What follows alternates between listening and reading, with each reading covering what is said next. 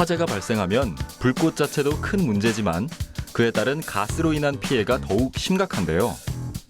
따라서 이러한 가스를 정확히 측정하는 것은 매우 중요합니다. 하지만 지금까지는 각각의 가스를 모두 별도의 분석 장치를 이용해서 개별적으로 분석해야 하는 어려움이 있었는데요. 최근 모든 가스를 동시에 측정하기 위한 방법들이 개발되고 있습니다. 그 중에서도 가장 각광을 받는 방법이 적외선을 이용해 그 진동으로 독성 가스를 감별하는 적외선 분광 분석입니다. 또한 지금까지는 많은 연기의 일부분만을 채취해서 분석하는 방법을 이용했었는데요. 이제는 넓은 공간에서도 정확하게 독성 가스를 감별할 수 있는 개방형 적외선 분광 분석법이 개발됐습니다. 앞으로 독성 가스 연구는 다른 학문과 융합해 더욱 발전할 텐데요. 과학 미래를 열다해서 알아보시죠.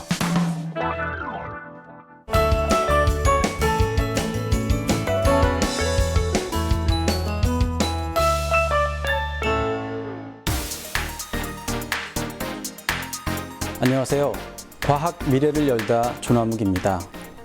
불의 발견은 인류 발전에 매우 중요한 계기가 됐지만 부주의한 불의 사용은 사람에게 큰 피해를 주기도 하죠. 따라서 화재 사고를 어떻게 대처할 수 있을까 하는 것이 인류의 고민이기도 한데요. 2003년 대구 지하철 화재 사고로 192명이, 2013년 1월 브라질의 한 나이트클럽에는 화재로 245명이 사망하는 사고도 있었습니다. 이렇게 사람이 밀집한 곳에서 화재가 나면 화염보다는 연기가 먼저 확산되는데요. 화재로 인한 독성 가스는 시야를 가려 입구를 찾지 못하게 하고 호흡기나 눈에 자극을 일으킬 뿐만 아니라 질식시켜 피난하지 못하게 만듭니다. 화재 사고에서 직접적인 불꽃에 의한 피해보다 연기에 의한 피해가 많은 이유도 바로 이러한 연기의 강한 독성 때문이죠. 오늘은 여러분과 이러한 연기의 독성 가스는 무엇이고 어떤 영향을 미치는지, 그리고 우리가 어떻게 측정하고 이용할지를 알아보도록 하겠습니다.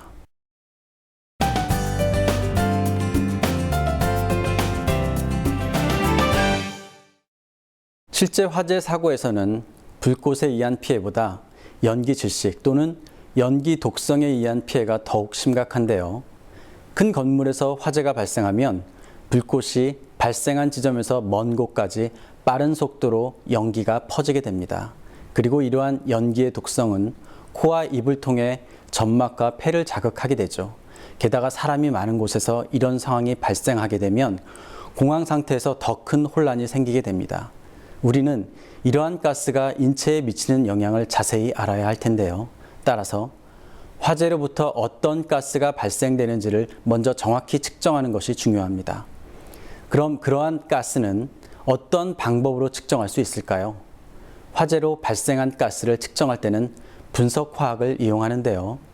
분석화학이란 모든 물질을 연구 대상으로 해 검출하고 확인한 뒤 그 화학 조성을 알아내고 탐구하는 화학을 말합니다. 그리고 이러한 분석화학을 통해 화재에서 주로 발생되는 가스를 알아냈는데요. 일산화탄소, 이산화탄소, 시아나수소, 염화수소, 브로마수소, 불화수소, 질소산화물 및 황산화물 등 약 9가지의 가스가 바로 그것이었습니다. 하지만 실제 이외에도 화재에서 발생하는 독성 가스는 매우 다양합니다.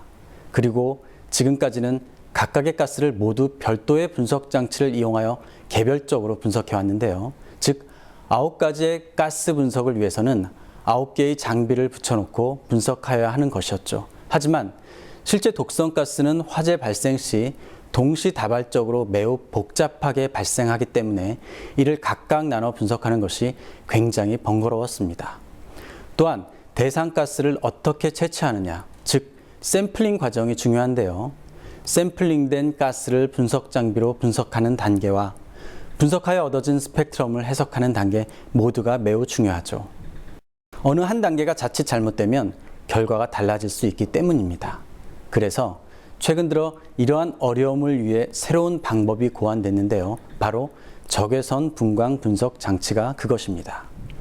이 적외선 분광 분석 장치를 이용하면 9개의 가스를 동시에 분석할 수 있는데요. 그럼 지금부터 자세히 살펴보도록 하겠습니다.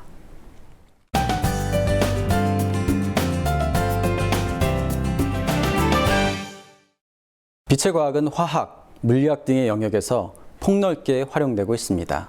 그리고 이제는 화재 연구에도 중요하게 활용되고 있죠. 빛의 성질을 이용해서 물질을 분석하는 방법을 분광 분석이라고 하는데요.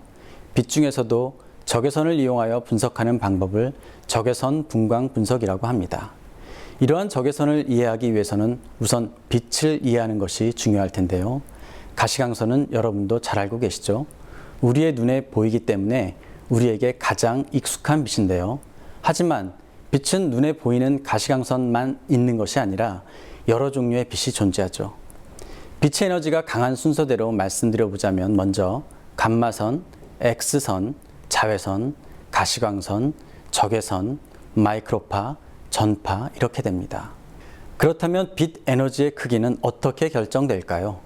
에너지의 크기를 이해하기 위해서는 빛의 파동을 이해해야 할 텐데요. 빛은 물결 모양의 파동을 가지면서 퍼져나가는데 마루에서 마루 또는 골에서 골까지의 거리를 파장이라고 합니다. 그리고 이 파장이 짧을수록 에너지는 커지죠. 즉, 파장이 가장 짧은 빛이 감마선이고 가장 넓은 빛이 전파입니다. 감마선은 에너지가 커서 암세포 치료에 쓰이기도 하고 감마선 다음으로 에너지가 큰 X선은 우리가 잘 아는 것처럼 인체를 투시할 수 있어서 의료용으로 매우 효과적으로 사용되고 있죠. 그럼 적외선은 무엇일까요? 적외선은 따뜻한 빛인데요. 우리가 태양빛을 따뜻하게 느끼는 것은 바로 이 적외선 때문이죠. 모든 물질을 자세히 들여다보면 원자 핵이 있고 핵 주위에 전자가 위치하고 있죠. 적외선보다 에너지가 높은 가시광선이나 자외선은 전자를 이동하게 할 수 있습니다. 이것을 전자전이라고 합니다. 그러나 적외선은 전자전이를 일으킬 만큼 에너지가 크지 않고 단지 물질을 진동하게 합니다. 즉, 분자의 진동이나 회전을 통해 에너지 변화를 일으키는 것이죠. 어떤 분자 화학종이 적외선에 노출되면 여러 진동과 회전이 일어나고 여기서 작은 에너지 차이가 발생되는데요. 이 에너지 차이를 자세히 들여다보면 이 차이가 물질마다 모두 다르다는 것을 알게 됩니다. 그리고 바로 이 차이를 이용하여 물질을 분석할 수 있게 되죠. 그럼 왜 물질마다 에너지 차이가 다를까요? 바로 분자 구조가 다르기 때문인데요. 따라서 이러한 성질을 이용하면 물질을 매우 효과적으로 분석해낼 수 있습니다. 고체나 액체 물질과 마찬가지로 가스상의 물질도 적외선에 의해 진동하기는 마찬가지인데요. 예를 들어 불산가스나 염산가스도 적외선에 노출되면 진동합니다. 그런데 가스상의 물질은 고체나 액체보다 상대적으로 덜 경직되어 있어서 즉 더 자유롭기 때문에 더욱 민감하게 반응합니다. 그리고 이 민감한 진동을 분석하면 어떤 가스인지 분석할 수 있고 진동의 세기를 측정하면 가스의 농도까지 분석할 수 있죠. 이를 각각 정성 분석과 정량 분석이라고 하는데요. 수백 가지의 다양한 가스의 진동이 모두 다르기 때문에 한 개의 장비로 다양한 가스를 동시에 분석할 수 있게 된 것이죠. 측정의 과학에서는 동시 분석이 매우 중요한데요. 시간과 비용을 획기적으로 줄이면서 정확하게 분석할 수 있기 때문이죠. 따라서 이러한 적외선 분광 분석법이 가스를 분석하는 데 사용되는 것은 정말 획기적으로 효율적인 방법이라 할 수 있습니다. 지금까지 적외선 분광 분석에 대해 말씀드렸는데요. 원래 적외선 분광 분석은 액체나 고체의 분석에서 시작되었습니다. 액체나 고체 시료가 적외선에 노출되면 분자의 형상에 따라 독특한 적외선 흡수를 일으키기 때문에 분자 구조를 알아내는 데 사용되었던 거죠. 또한 어떤 물질을 합성한 뒤 합성이 제대로 됐는지 확인하기 위해서도 많이 사용되기도 했고요. 그런데 가스 분석에 본격적으로 적외선이 활용된 것은 이제 10년이 조금 넘었는데요. 분석 기술이 발전하면서 가능해진 것입니다. 이렇게 적외선이 가스 분석에 이용되면서 이제 우리는 다양한 가스를 동시에 분석할 수 있게 되었고 분석 비용도 많이 줄게 됐는데요. 하지만 한 가지 장비로 다양한 가스를 분석하다 보니 화학종 간에 간섭이 생겨 이 간섭을 보정하기 위한 연구가 계속되고 있습니다. 적외선 분광 분석을 더욱 효과적으로 사용하기 위해서 앞으로 끊임없는 보완 작업이 필요할 것입니다.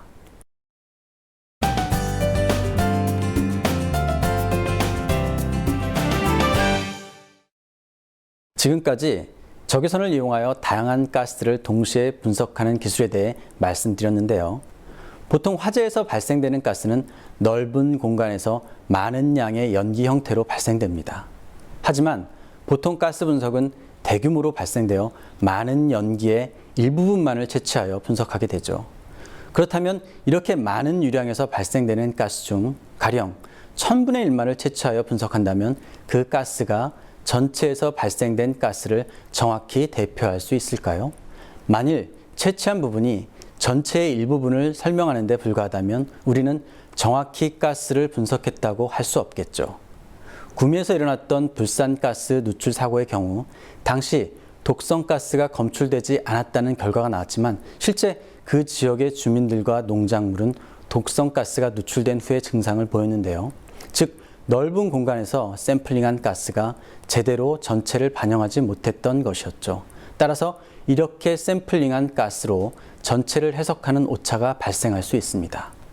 그럼 넓은 공간에서 발생되는 전체 가스를 오차 없이 어떻게 분석할 수 있을까요? 앞서 설명드린 적외선 분광 분석은 분석기 내부에서 적외선을 일으켜 샘플링한 시료를 분석 장비 안으로 흡입하여 분석하는 방법입니다. 그런데 적외선 광원을 내부가 아닌 외부에 설치하고 100m 정도 멀리 세워 검출기로 적외선을 받아 그 빛을 분석하면 어떨까요? 즉, 적외선 광원과 적외선 분석 장치를 떨어뜨려 놓고 그 사이에서 발생되는 가스를 통째로 분석하는 것입니다. 이 방법을 사용하면 분석을 위해서 시료가스를 채취할 필요가 없어지는데요. 이른바 시료 전처리 단계가 생략되는 것이죠. 이를 개방형 적외선 분광 분석이라 부르는데요. 이 개방형 적외선 분광 분석 방법은 가스를 빠르게 분석할 수 있고 다중가스를 동시에 분석할 수 있습니다. 또한 시료 분석 면적이 넓어서 시료의 대표성을 확보할 수 있죠. 게다가 독성가스가 장비나 사람에 직접 접촉되지 않아 센서도 오염되지 않고 사람이 안전한 장점도 있습니다. 개방형 적외선 분광 분석 방법은 화재에서 발생하는 가스뿐만이 아니고 휘발성 유기화합물, 즉 VOC의 분석도 가능하게 하는데요. VOC란 대기 중에서 광화학 반응을 일으켜 광화학 스모그를 유발하는 물질을 말합니다. 대기 오염뿐만 아니라 발암성 물질이며 지구 온난화의 원인 물질이기도 하죠. 국가마다 이 VOC 배출을 줄이기 위해 정책적으로 관리하고 있는데요. 벤젠, 아세틸렌, 휘발유 등을 비롯하여 산업체에서 사용되는 용매까지 매우 다양한 종류의 VOC가 존재합니다. VOC 또한 가스상 물질이기 때문에 화재에서 발생한 가스와 분석 원리는 비슷한데요. VOC 분석의 특징이 있다면 바로 실시간 분석이 가능하다는 점입니다. 실시간 분석이란 시간에 따른 농도를 연속해서 분석할 수 있다는 의미인데요. 이것을 통해 독성가스의 유출로 인한 피해를 사전에 알 수 있고 화재에서 발생하는 이산화탄소 등을 초기에 감지해서 경보할 수 있게 됩니다. 뿐만 아니라 독성가스를 사용하는 작업장에서 경보장치로도 활용이 가능하겠죠. 현재 우리나라에서는 넓은 공간에서 발생되는 가스의 직접적 분석을 위해 다양한 실험을 수행하고 있는데요. 넓은 공간에서 발생되는 가스를 분석하기 위해서는 표준가스, 즉 농도를 알고 있는 가스를 넓은 공간에서 분석하는 작업이 선행되어야 합니다. 하지만 독성가스는 매우 위험하기 때문에 공기호흡기를 착용하고 화학물질로부터 보호할 수 있는 방호복을 입고 실험해야 하죠. 분석하고자 하는 화학종, 즉 일산화탄소, 이산화탄소, 아황산가스 등에 대해 다양한 농도의 표준가스를 제조하여 적외선의 고유 진동에 따른 고유 흡수를 측정하는데요. 이렇게 측정된 적외선의 흡수 정도는 농도에 비례하게 됩니다. 그리고 이러한 작업을 캘리브레이션, 즉 검량이라고 하고 이러한 검량 작업에는 화학종의 농도, 온도, 거리에 대한 보정이 포함됩니다. 이러한 과정을 거쳐 이제 우리는 넓은 공간에서 발생되는 가스를 한꺼번에 분석할 수 있게 되었는데요. 2012년 8월 인천의 재개발 지역에서 실제 화재 규모의 실험이 있었습니다. 실제 주택에서 발생되는 가스를 약 40m 거리에서 측정하여 최대 6,500ppm의 일산화탄소, 1,500ppm의 염화수소 가스를 검출했죠. 또한 자동차 화재 실험을 통해 35m 거리에서 2,000ppm의 염화수소 가스를 검출하기도 했습니다.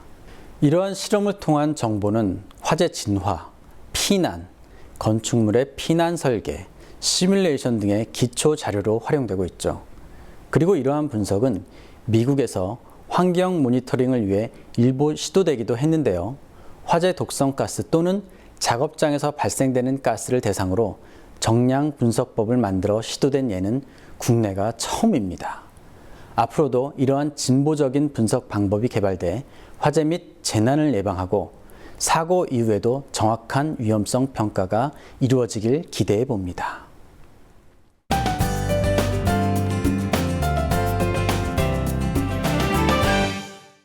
애플의 아이폰은 기존 기술들을 잘 융합한 대표적인 융합 기술의 상징입니다. 공학과 인문학을 접목시켰다고도 하죠. 그래서 그 많은 기능을 사용 설명서 없이도 직관적으로 사용할 수 있습니다. 결국 불과 몇 년 만에 휴대폰은 스마트폰 시장으로 바뀌고 전 세계 사람들이 사용하게 됐죠. 이처럼 각 분야에서 진보적인 분석 툴을 융합하여 화재로부터 발생한 가스를 분석하면 더 진보적인 방법이 개발되고 그동안 분석하지 못했던 넓은 공간에서의 가스 분석이 가능해집니다. 넓은 공간 분석 기술은 앞으로 스마트 경보 장치에 활용될 텐데요. 사람이 많이 모이는 다중이용시설 등에 설치돼 실시간으로 모니터링이 가능하게 됩니다. 즉, 도시가스 등의 폭발성 가스 누출 사고도 미리 예상할 수 있고 화재로 인한 가스 발생도 초기에 알아낼 수 있게 되죠. 또한 독성 산업가스의 누출로 인한 근로자들의 피해를 예방할 수도 있고 혹시 모를 화생방 테러에도 경보 장치로 활용될 수 있게 됩니다. 뿐만 아니라 독성가스에 의한 인체 피해를 정확히 알 수 있다면 병을 예방하는 데도 도움이 될 수 있고 치료법에도 활용될 수 있을 것입니다. 예를 들어 화재에서 발생하는 각 화학종이 인체에 어떤 영향을 미치는지 분석하기 위해서는 의학 분야와의 융합이 필수인데요. 이미 의학에서는 질병의 원인을 해석하기 위해 병리학, 혈액 분석, DNA 분석 등이 수행되고 있습니다. 그런데 독성가스에 노출된 설치류에 대한 DNA 분석은 아무도 해보지 않았죠. 따라서 이미 구축되어 있는 의학의 분석 절차를 따라 연구하면 연소 독성에 대한 정량적 평가가 가능해지고 생물학적 독성 피해를 저감시킬 새로운 해결책을 찾을 수도 있을 것입니다. 또 화재의 안전한 재료의 개발은 화학 분야의 합성 메커니즘의 이해가 필요할 텐데요. 건축 분야에서 요구하는 화재 안전 기준을 이해하고 건축 재료, 시공, 유기 및 무기화학 등의 이해가 융합되면 불에 타지 않는 소재의 원천 기술 개발이 가능해집니다. 이렇듯 융합을 통한 화재 연구는 건축 분야뿐만 아니라 화학, 의학, 생물학 등 전혀 다른 분야와의 응용기술 개발을 가속화할 수 있는데요. 따라서 지금도 화재 연구 분야에서 활발히 진행 중입니다.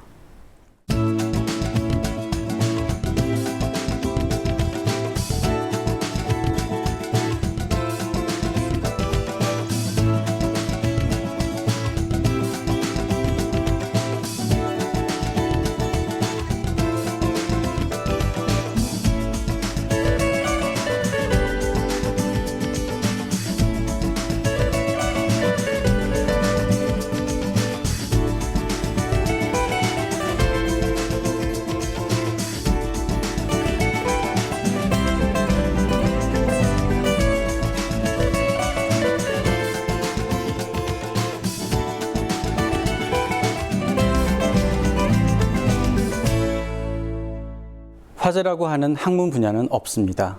따라서 많은 분야의 학문을 전공한 사람들이 모여 화재를 연구하고 있는데요. 오히려 생각하지 못했던 분야에 접근할 수 있고 지금도 다방면의 연구가 진행 중입니다. 화재안전 연구의 융합은 화재로부터 귀중한 인명과 재산을 보호하는 제도와 장치를 제공하는 우리 안전에 밀접한 연구 분야입니다. 이 프로그램을 통해 쉽게 이해할 수 있는 연구 분야로 인식되길 소망합니다. 과학, 미래를 열다 시청해주신 여러분 고맙습니다.